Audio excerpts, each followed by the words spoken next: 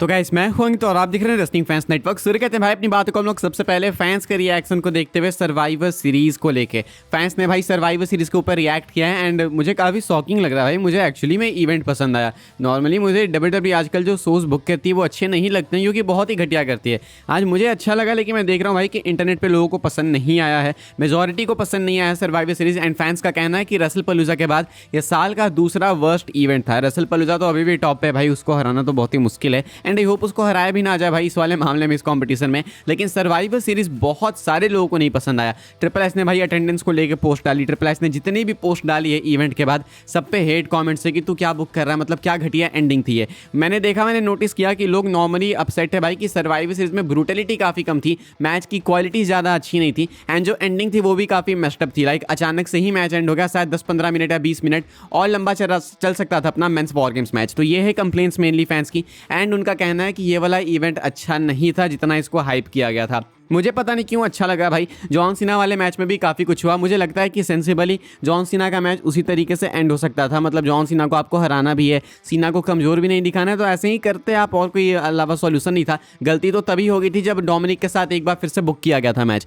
लेकिन अब बुक करने के बाद तो मेरे अकॉर्डिंग सही एंडिंग थी। विमेंस वॉर गेम्स मैच से मैं ज़्यादा एक्सपेक्ट करता नहीं हूँ। देखो WWE से आप AEW की तरह ब्लड एंड कट्स तो नहीं एक्सपेक्ट कर सकते। AEW एक अलग लेवल पर जब ब्रूटलिटी की बात आती है। WWE में बस नाम की ब्रूटलिटी है, वो बस बोलने को बोलते हैं। वॉर गेम्स में तुमको लगता है कि कोई ज़्यादा अंतर है वॉर गेम स्ट्रक्चर में एंड स्टील केज मैच में? इनफैक्ट भाई स्टील केज मैचेस कभी ज़्यादा ब्रूटल हो जाते हैं। हेल इन अ सेल एक ऐसा स्ट्रक्चर था जहाँ पे हमेशा ब्रूटलिटी होती थी। CM पंक ड्रू मैकिंटायर का वो मैच आपको याद होगा। तो हेल इन अ सेल इन्होंने हटा दिया, वॉर गेम्स को रखना है एंड वॉर गेम स्ट्रक्चर रहे ना रहे भाई मैच में कोई अंतर दिखता नहीं है। नॉर्मल मैचेस भी ऐसे ही होते हैं, तो ये मैं मान सकता हूँ। लेकिन एंडिंग मुझे सही लगी भाई। काफ़ी सारे क्वेश्चन उठे। वो मिस्ट्री अटैकर वाली चीज़ अगर ऑस्टिन थ्योरी के अलावा कोई बहुत मेजर नेम होता तो ज़्यादा मजा आता, लेकिन ऑस्टिन थ्योरी को मेन इवेंट में डाला इन्होंने तो शायद ऑस्टिन थ्योरी के लिए ज़्यादा बेटर हम लोग डिमांड कर रहे थे भाई कि ऑस्टिन थ्योरी को पुश मिले। तो फाइनली वो चीज़ जब हो रही है तो आई डोंट थिंक कि भाई कंप्लेन करने वाली बात है। लेकिन हाँ, मैं आपको अगर इन जनरल बताऊं तो फैंस को इवेंट नहीं पसंद आया। मैंने आपके भी कमेंट्स चेक किए हैं, मेजॉरिटी को इवेंट पसंद नहीं आया है। तो आई रिस्पेक्ट योर ओपिनियंस। मुझे लगता है कि बहुत सारे लोग या तो बहुत ज़्यादा एक्सपेक्ट कर रहे थे, यानी तो हो सकता है कि रोमन या लेसनर से रिलेटेड एंडिंग को ये एक्सपेक्ट कर रहे थे। हालांकि आपको क्यों सर्वाइवर सीरीज अच्छा नहीं लगा भाई कॉमेंट करके बताना, क्योंकि मैंने अपने चैनल पर भी बहुत से कॉमेंट्स देखे जो कि अगेंस्ट में थे इवेंट के एंड मुझे लगता है कि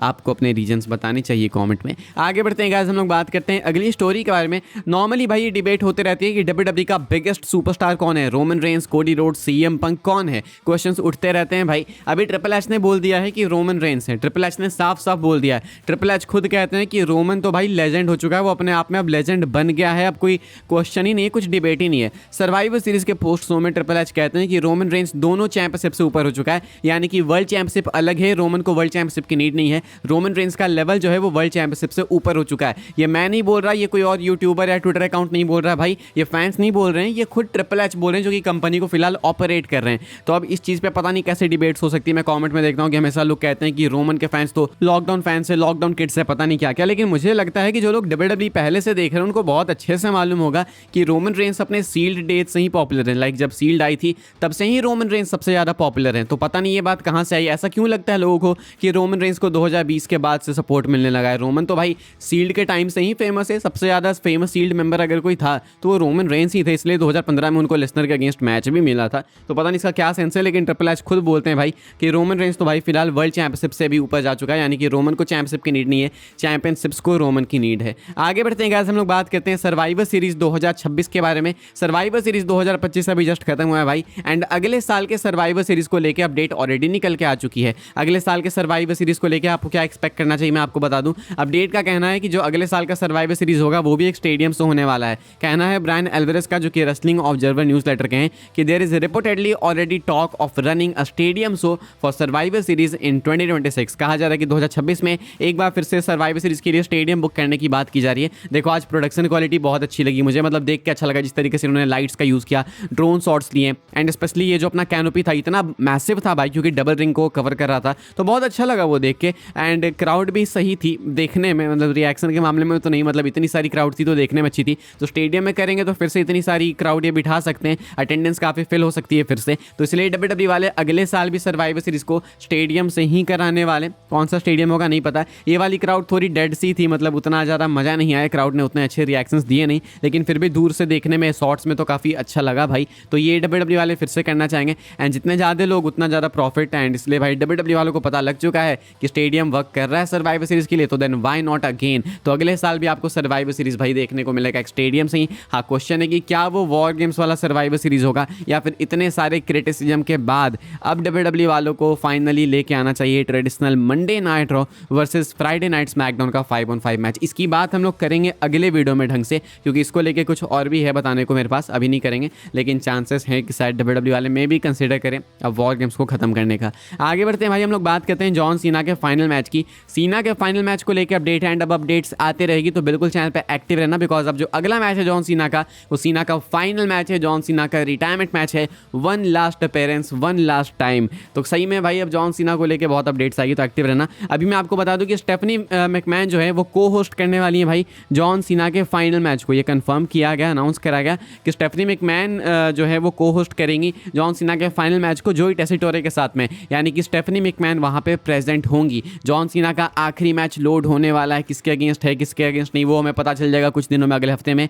फिलहाल स्टेफनी कंफर्म करती है कि वो वहाँ पे प्रेजेंट होंगी। स्टेफनी मैकमैन का रोल बहुत ज़्यादा है भाई जॉन सीना के करियर को बनाने में। सीना ऑलमोस्ट WWE से फायर हो चुके थे अपने इनिशियल डेज में, लेकिन स्टेफनी मैकमैन ने सुन लिया जॉन सीना को रैप करते हुए टूर बस में, तो जॉन सीना की वो फैन बन गए। एंड उसके बाद जॉन सीना के लिए एडवोकेट किया उन्होंने विंस मैकमैन से, एंड तब जाके विंस मैकमैन ने जॉन सीना को पुश दिया, and here we are now. तो अब जॉन सीना जब रिटायर होंगे तो स्टेफनी मैकमैन ना ही सिर्फ बिल्डिंग में प्रेजेंट होंगी, बल्कि भाई वो वहाँ पे जॉन सीना की इस रिटायरमेंट मैच को होस्ट भी करने वाली हैं। तो last time is now, and अब काफ़ी सारी बातें हैं करने को, तो अब आराम से करते रहेंगे। हम लोग आगे बढ़ते हैं, बात कर लेते हैं अपनी आखिरी स्टोरी के बारे में, जो कि रेसलमेनिया 42 के मेन इवेंट को लेके। तो भाई रेसलमेनिया 42 के मेन इवेंट्स हो चुके हैं लॉक, एंड मैं नाइट 1 नाइट 2 दोनों की बात कर रहा हूँ। हमने सुनी थी अपडेट की सर्वाइवर सीरीज के बाद हमें आइडिया लग जाएगा कि रेसलमेनिया का मेन इवेंट क्या है। नाइट 1 नाइट 2 दोनों का आइडिया लगेगा, एंड लग चुका है। कहना है मेल्टजर का कि WWE का जो करंट प्लान है वर्ल्ड टाइटल मैचेस के लिए वो ये है कि Roman Reigns Cody Rhodes part 3 होगा, and CM Punk Bron Breakker होगा। WWE's current plan for the 2 world title matches at WrestleMania 42 are Cody Rhodes versus Roman Reigns part 3 and CM Punk versus Bron Breakker. तो हमने देखा कि कोडी Roman का face of हुआ show के बिल्कुल एंड में, एंड मैंने आपको ऑलरेडी बताया कि ये मैसिव टीज है, एंड ऑलमोस्ट आप लॉक समझो रेसलमेनिया के लिए। तो मेल्टजर कह रहे हैं कि फिलहाल यही प्लान है, अभी WWE ने यही डिसाइड किया है। CM पंक ब्रेकर का भी बन रहा है एंगल, ये हमने टैग टीम टॉक डाउन में डिस्कस किया। अभिषेक ने भी बोला, मैंने भी बोला कि इनके मैच के चांसेस लग रहे हैं भाई, क्योंकि ब्रेकर ने पिन कर दिया है भाई CM पंक को। भले स्टॉम्प खाने के बाद पिन हुए हैं CM पंक, लेकिन पिन तो ब्रेकर ने ही किया है। तो अब ऐसे में ब्रेकर को वर्ल्ड टाइटल भी चाहिए, इसलिए तो उन्होंने भाई सेथ को बिट्रे किया था। तो आप एक्सपेक्ट कर सकते हो कि ब्रेकर एंड CM पंक का मैच आपको रेसलमेनिया 42 में देखने को मिलेगा, बिकॉज फिलहाल तो WWE ने प्लान्स लॉक कर लिए हैं। Cody Rhodes Roman Reigns part 3 undisputed championship and CM Punk Bron breaker WrestleMania में वर्ल्ड चैंपियनशिप के लिए। क्या ये कार्ड आपको एक्साइट करता है? लिसनर की बात आप लोग पूछोगे, मुझे मालूम है, तो मोस्ट लाइकली लिसनर गुंथर के अगेंस्ट जाएंगे, यही दिख रहा है फिलहाल। इस वाले वीडियो के लिए भाई ये सारी अपडेट्स थी। आई होप्स आपको इन्फॉर्मेशन मिली हो तो वीडियो को लाइक कीजिएगा, शेयर कीजिएगा, सब्सक्राइब कीजिएगा चैनल को। एक और अपडेट वाली वीडियो आने वाली है, वहाँ पे भी बची खुची चीज़ें आज हम लोग कवर कर लेंगे एंड सब कुछ निपटा देंगे, एंड कल से फिर से भाई एक फ्रेश स्टार्ट करेंगे। तो अभी के लिए तो इस वीडियो के लिए फिलहाल इतना ही था। मिलूंगा मैं आपसे अगली वीडियो में। सब्सक्राइब करना चैनल को, तब तक के लिए goodbye, thanks for watching.